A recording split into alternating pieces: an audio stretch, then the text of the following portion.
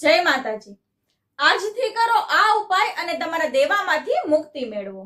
તો શું છે એ ઉપાય, ચાલો જાણીએ। એ પહેલા કમેન્ટમાં જય માતાજી લખી દેજો।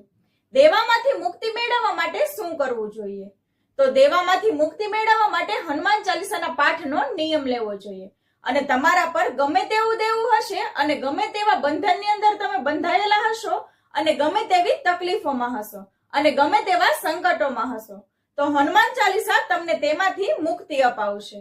કેમ કે હનુમાનજી સાક્ષાત આપણી વચ્ચે બિરાજે છે। એવું કહેવાય છે કે ચારો જુગ પ્રતાપ તુમ્હારા હે પરિષિદ્ધ જગત ઉજિયારા। તો રોજ સવારે કે રાત્રિના સમયે સરસવના તેલનો દીવો કરીને તમારા મનના જે મનોરથ છે એ હનુમાનજી પાસે મૂકીને રોજે 108 હનુમાન ચાલીસા કરો। કહેવાય છે કે તમારા 2 થી 2.5 કલાક હનુમાન દાદાને સમર્પિત કરો।